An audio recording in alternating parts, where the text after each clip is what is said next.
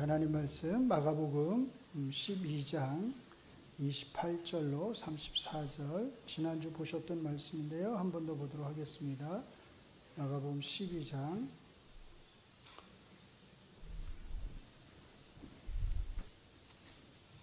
28절부터 34절까지의 말씀입니다. 신약성경 76면입니다. 신약성경 76면 마가복음 12장 28절부터 찾으셨으면 같이 한 목소리로 하나님 말씀 읽겠습니다.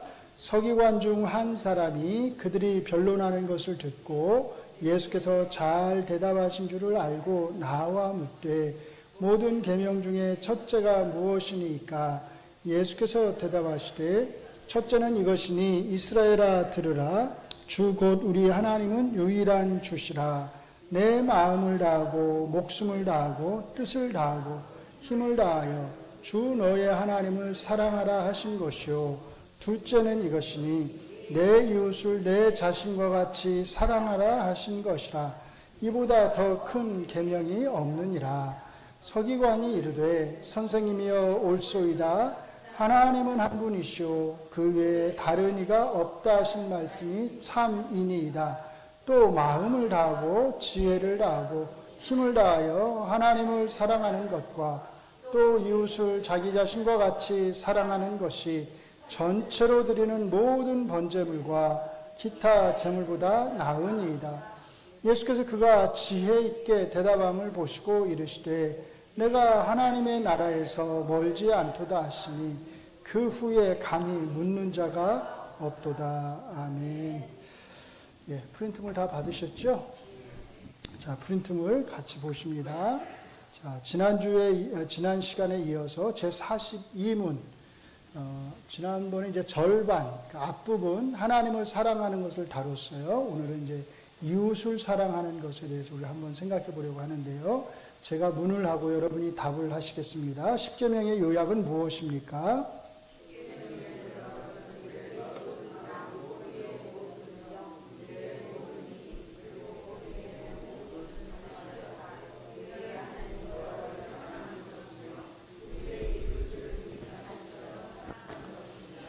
네, 지난 시간에 소위름답 제42문 십계명의 요약과 관련하여 전반부인 하나님 여호와를 사랑하는 것에 대해 살펴보았습니다. 간단히 정리해보면 다음과 같습니다. 자, 첫째 같이 읽습니다. 모든 계명 중 첫째가 무엇입니까? 라고 하는 한 서기관의 질문은 특별한 것이 아니라 당시에 율법을 연구하는 사람들 사이에서 중요하게 던져지던 질문이었습니다.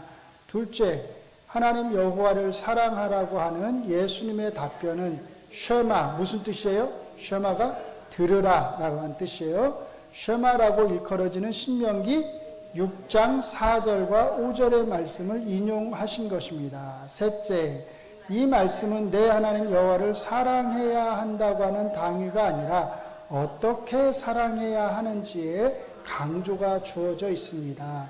넷째, 마음, 영, 힘, 정신은 인간 존재를 구성하는 네 부분을 가리키는 것이 아니라 인간 존재 전체를 가리킵니다.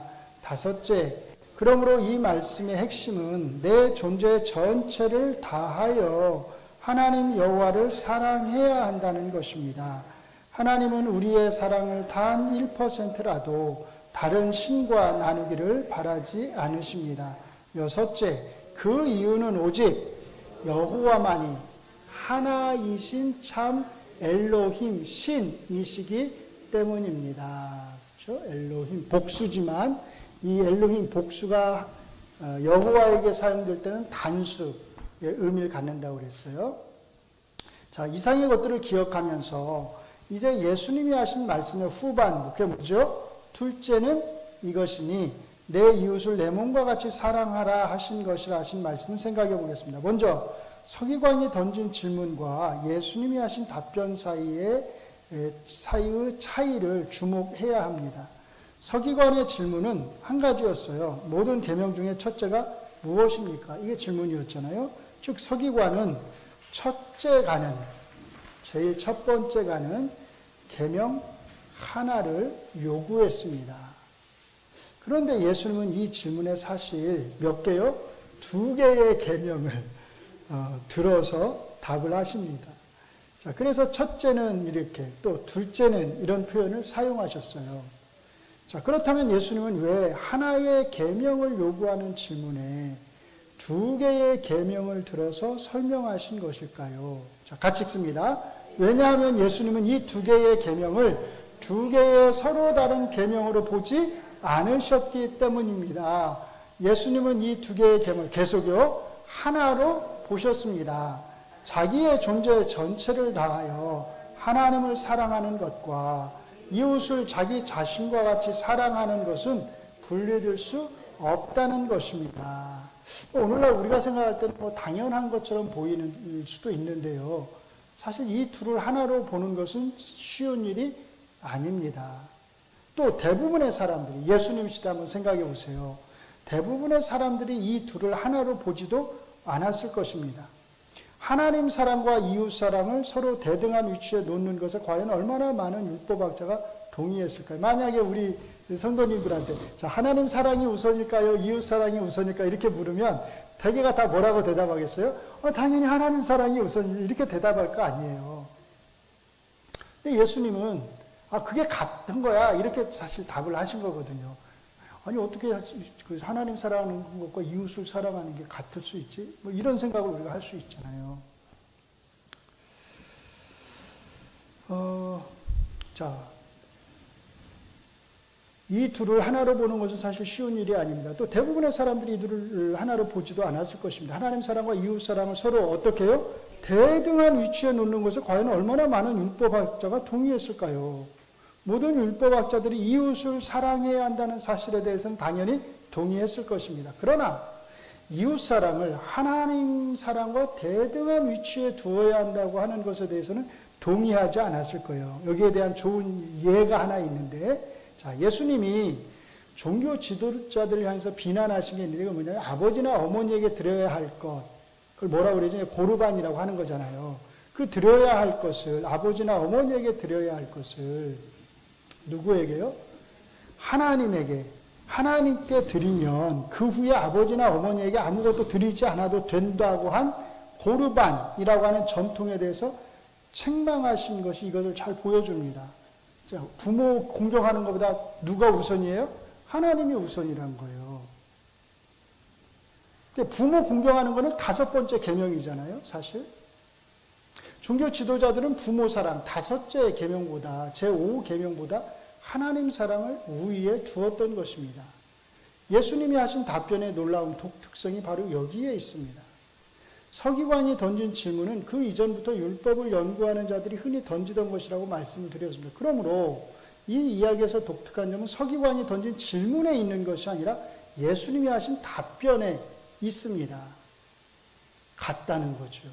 어쩌면 예수님은 지금까지 감히 누구도 하지 못한 답변을 하신 것입니다. 그런데 이 이야기는 또 하나의 놀라운 점이 있습니다. 같이 읽습니다. 질문을 했던 서기관의 반응입니다. 자, 우리가 이걸 별로 신경을 잘 안 쓰시는데, 자, 이 서기관은 자기가 던진 하나의 질문에 예수님이 2개의 계명으로 답하셨음에도 불구하고 예수님의 답변에 어떻게 해요? 동의를 했다는 거예요. 쉬운 일이 아니거든요. 자, 첫째, 하나님, 즉 신은 하나이시오. 그 위에 다른 신이 없다 하신 말씀이 맞습니다. 참입니다. 이렇게 답을 해요. 그 다음에 또 둘째, 또 마음을 다하고 지혜를 다하고 힘을 다하여 하나님을 사랑하는 것과 또 이웃을 자기 자신과 같이 사랑하는 것이 전체로 드리는 모든 제물과 기타 제물보다 낫습니다. 이렇게 답을 해요. 이거 엄청난 답을 한 거예요, 사실은. 자, 이 서기관의 답변을 보면 보세요. 예수님이 직접 하지 않은 말까지도, 그렇죠? 거기에 추가로 넣어서 답을 한 거예요. 율법을 연구하는 서기관답게 그는 구약 성경 전체의 핵심, 그게 뭐예요? 이웃을 자기 자신과 같이 사랑하는 것이 모든 번제물과 기타 제물보다 낫다고 말했습니다. 우리가 잘 아는 대로 구약 성경의 말씀, 특히 선지서들은 바로 이 말씀대로 행하지 않는 것에 대한 책망과 이 말씀을 행할 것에 대한 요구로 가득 차 있습니다. 자, 이사야 1장 10절부터 17절까지 같이 읽습니다. 너희 소돔의 관원들아 여호와의 말씀을 들을지어다. 너희 고모라의 백성아 우리 하나님의 법에 귀를 기울일지어다. 여호와께서 말씀하시되 너희의 무수한 재물이 내게 무엇이 유익하뇨. 나는 순양의 번제와 살진 짐승의 기름에 배불렀고 나는 수송아지나 어린 양이나 순염소의 피를 기뻐하지 아니하노라. 너희가 내 앞에 보이러 오니 이것을 누가 너희에게 요구하였느냐. 내 마당만 밟을 뿐이니라. 헛된 재물을 다시 가져오지 말라. 분향은 내가 가증히 여기는 바요. 월삭과 안식일과 대회로 모이는 것도 그러하니 성회와 아울러 악을 행하는 것을 내가 견디지 못하겠노라. 내 마음이 너희의 월삭과 정한 절기를 싫어하나니 그것이 내게 무거운 짐이라. 내가 지기에 곤비하였느니라. 너희가 손을 펼 때에 내가 내 눈을 너희에게서 가리고 너희가 많이 기도할지라도 내가 듣지 아니하리니 이는 너희의 손에 피가 가득함이라. 너희는 손으로 씻으며 스스로 깨끗하게 하여 내 목전에서 너희 악한 행실을 버리며 악행을 그치고 선행을 배우며 정의를 구하며 학대받는 자를 도와주며 고아를 위하여 신원하며 과부를 위하여 변호하라 하셨느니라. 미가 6장 6절부터 8절입니다. 같이 읽습니다. 내가 무엇을 가지고 여호와 앞에 나아가면 높으신 하나님께 경배할까? 내가 번제물로 일련된 송아지를 가지고 그 앞에 나아갈까? 여호와께서 천천의 순양이나 만만의 강물 같은 기름을 기뻐하실까? 내 허물을 위하여 내 맏아들을 내 영혼의 죄로 말미암아 내 몸의 열매를 드릴까? 사람아 주께서 선한 것이 무엇임을 내게 보이셨나니 여호와께서 내게 구하시는 것은 오직 정의를 행하며 인자 사람을 사랑하며 겸손하게 내 하나님과 함께 행하는 것이 아니냐. 이게 구약 성경의 핵심적인 말씀들이잖아요. 서기관은 예수님의 답변을 정확히 이해하여 거기에 해설까지 달았던 것입니다. 예수님은 이 서기관이 지혜 있게 답한 것을 아시고 그 다음에 어쩌면 이 이야기에서 가장 놀라운 말씀을 하십니다. 그게 뭐예요? 내가 하나님 나라에서 멀지 않도다. 즉 내가 천국에서 멀지 않구나. 이렇게 답을 해주신 거예요. 자, 그러므로 이 이야기는 첫째가는 계명에 대한 말씀에서 시작해서 뭘로 마무리돼요? 천국에 대한 말씀으로 마무리가 됩니다. 예수님이 여기에서 이 서기관에게 말씀하신 천국은 우리가 흔히 죽은 후에 간다고 생각하는 그런 천국이 아닙니다. 예수님이 이 서기관에게 내가 죽은 후에 천국에 갈 가능성이 많구나 라고 말씀하시는 게 아니라는 뜻이에요. 예수님이 말씀하시는 천국은 같이 읽습니다. 예수님이 왕으로서 다시 오실 때 이 땅 위에 임하게 될 천국, 하나님의 왕국을 가리킵니다. 그러므로 예수님의 말씀의 뜻은 이 서기관이 같이 읽습니다. 예수님이 다시 오실 때 왕으로서 예수님의 통치 아래에서 살아갈 뭐가요? 가능성이 많다는 것입니다. 자, 여기에서 우리는 두 가지를 주목할 수 있습니다. 첫째가는 계명을 잘 지키는 것이에요. 어떤 방법이요? 천국에 들어가는 방법, 예수님의 통치 아래에서 살아갈 수 있는 방법이라는 것입니다. 이것은 아주 중요한 메시지입니다. 왜냐하면 우리는 어떻게 구원을 얻는가라고 하는 질문에 항상 정답을 내놓잖아요. 뭘로요? 오직 믿음으로 라고 하는 답을 내놓기 때문입니다. 그러나 예수님의 이런 가르침에 따르면 믿음은 이 첫째가는 계명과 분리되어 있지 않습니다. 결국 우리의 믿음이 참된 믿음임을 보일 수 있는 길은 첫째가는 계명을 어떻게 해야 돼요? 잘 지키는 것입니다. 둘째, 예수님은 왜 이 서기관에게 내가 천국에서 멀지 않다 이렇게 말씀을 하셨을까요? 멀지 않다는 말은 아직은 확실하게 천국에 들어갈지 알 수 없다는 뜻이잖아요. 바꿔 말하면 천국에 들어갈 가능성이 많다는 뜻입니다. 예수님은 왜 지혜롭게 대답한 이 서기관에게 내가 천국에 들어갈 것이다 이렇게 말씀하시지 않고 뭐라고요? 내가 천국에서 멀지 않다라고 말씀을 하셨느냐는 것이죠. 자, 아마도 여기에는 두 가지 이유가 있지 않을까 싶습니다. 첫째, 이 서기관이 천국에 들어가는 방법, 즉 어떻게 해야 천국에 들어갈 수 있는가에 대해서는 그 답을 정확히 알고 있었지만 같이 읽습니다. 정답을 아는 것과 그 정답대로 살아가는 것은 별개의 문제이기 때문입니다. 어떻게 해야 천국에 들어가는지를 알고 있는 이 서기관이 정말로 참되게 천국에 들어가기 위해서는 어떻게 해야 돼요? 이제 그가 알고 있는 그대로 자기의 존재 전체를 다해서 하나님을 사랑하는 것과 이웃을 자기 자신과 같이 사랑하는 것이 일치할 수 있도록 어떻게 해야 돼요? 살아가야 하는 거겠죠. 둘째, 같이 읽습니다. 이 사람에게는 아직 예수님에 대한 지식과 믿음이 없기 때문입니다. 이게 굉장히 중요해요. 제가 이 두 가지, 이 사람이 아직 그 실천적인 면이 미지수로 남아있다는 것, 그 다음에 예수님에 대한 믿음의 고백이 아직 없다는 것, 요거를 다음 시간에, 다음 주에 이제 그 부자 이야기 있잖아요. 내가 어떻게 해야 영생을 얻을 수 있습니까? 이 이야기와 관련해서 요거를 보시면 정말 그렇구나라고 하는 걸 이제 아시게 될 거예요. 자, 일단 오늘은 요 부분만 보시겠는데, 천국 같이 있습니다. 천국은 하늘에 계시는 누가요? 예수님이 이 땅에 다시 오셔서 만왕의 왕으로서 통치하시는 나라입니다. 그러므로 하나님의 나라 또는 하늘나라란, 천국이란 예수님의 나라와 어때요? 같은 의미입니다. 그러므로 같이 읽습니다.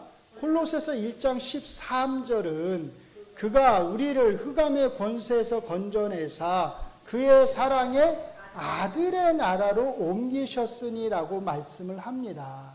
아들의 나라가 따로 있고 하나님이 다스리시는 하나님의 나라가 따로 있는 게 아니라는 거예요. 결국은 같은 거죠. 여기에서 우리가 이미 아들의 나라에서 살고 있다고 하는 천국의 현재성이 강조되고 있습니다. 이렇게 하나님의 나라를 아들의 나라라고 말할 수 있는 것은 같이 읽습니다. 예수님의 부활 및 승천과 함께 하나님이 뭐 했어요? 자기의 모든 통치권을 누구에게요? 아들이신 예수님에게 넘기셨기 때문입니다. 에베소서 1장 20절로 22절을 같이 읽습니다. 그의 능력이 그리스도 안에서 역사하사 죽은 자들 가운데서 다시 살리시고 하늘에서 자기의 오른편에 앉히사 모든 통치와 권세와 능력과 주권과 이 세상뿐 아니라 오는 세상에 일컫는 모든 이름 위에 뛰어나게 하시고 또 만물을 그의 발 아래에 복종하게 하시고 그를 만물 위에 교회의 머리로 삼으셨느니라. 언제요? 이미 지금요. 이미 지금 하늘에서 예수님께서 통치하신다는 거죠. 모든 통치권을 하나님이 부활하신, 승천하신 아들 예수님에게 넘기셨다는 거예요. 장차 이 땅에 임하게 될 천국, 즉 예수님이 통치하시게 될 나라와 관련해서 매우 중요한 말씀이 하나 있는데 그게 바로 다니엘 7장 13절과 14절입니다. 같이 읽습니다. 내가 또 밤 환상 중에 보니 인자 같은 이가 하늘 구름을 타고 와서 옛적부터 항상 계신 이에게 나아가 그 앞으로 인도되매 그에게 즉 인자 같은 이에게 권세와 영광과 나라를 주고 모든 백성과 나라들과 다른 언어 방언을 말하는 모든 자들이 그를 섬기게 하였으니 그의 권세는 소멸되지 아니하는 영원한 권세요 그의 나라는 멸망하지 아니할 것이라. 그의 권세, 그의 나라. 누굴 가리키는 거예요? 인자 같은 이가 다스리는 나라를 말하는 거예요. 예수님이, 복음서에서 예수님이 자기 자신에 대해서 뭐라고 항상 표현하셨죠? 주로 인자 이렇게 표현하셨어요. 사람의 아들이란 뜻이잖아요. 인자라는 표현을 사용하셨을 때 그것은 단순히 사람의 아들이란 뜻이 아니었습니다. 이게 어디서 온 거예요? 다니엘 7장에서 온 거예요. 예수님은 다니엘 7장의 이 말씀, 왕권을 하나님에게 받으러 간 그 인자 같은 이, 다니엘 7장의 이 말씀을 염두에 두시면서 자신을 가리켜서 인자로 칭하셨습니다. 여기에서 인자 같은 이는 옛적부터 항상 계시는 이, 누구예요? 하나님이죠. 옛적부터 항상 계시는 이, 하나님에게로 나아갑니다. 왜 나아가는 걸까요? 인자 같은 이가 하나님에게. 같이 읽습니다. 빨간 글씨. 이 땅에서의 왕권, 하나님을 대신하여 이 땅의 모든 나라를 영원히 통치하게 될 왕권을 받기 위해서 하늘에 계시는 하나님에게 나아가시는 것으로 묘사가 됩니다. 자, 그러므로 여기서 말하는 그의 나라는 하나님의 통치권을 받아서 이 땅의 모든 나라를 다스리게 될 누구의 나라예요? 인자와 같은 이의 나라를 가리킵니다. 그러니까 예수님이 자신을 내가 인자 이렇게 표현을 하셨을 때 자기가 어떤 인물이 될 거라는 거예요. 내가 하나님에게서 통치권을 받아서 앞으로 이 온 땅을 통치할 왕이다. 이거를 함축하고 계셨다는 거예요. 그러니까 어마어마한 함축이 그 안에 들어가 있는 것입니다. 자, 바로 이것이 신약에서 예수님이 말씀하신 뭐예요? 천국의 의미였지만 구약에서는 이것이 뭘로요? 비밀로 감추어져 있었습니다. 예수님이 천국이 가까이 왔다고 하셨을 때 예수님은 유대인들이 들어보지 못한 완전히 새로운 메시지를 전하신 것이 아니라, 이게 중요해요. 같이 읽습니다. 유대인들이 이미 구약 성경을 통해서 익히 알고 있고 기대하고 있던 이 땅에 임하게 될 하나님의 통치가 이미 자신을 통해서 임하게 되었다고 말씀하신 것입니다. 다시 말해서 예수님은 다니엘 7장이 예언한 바 바로 그 나라가, 그 인자 같은 이의 나라가 이미 임했다고 말씀하신 것입니다. 왜? 자기가 누구니까요? 사실은 인자 같은 이였으니까요. 비록 사람들이 알아보지 못했지만 예수님은 유대의 왕으로서 이 땅에 오셨기 때문입니다. 그러므로 우리가 천국에 대해 생각할 때 이 천국은 첫째, 같이 읽습니다.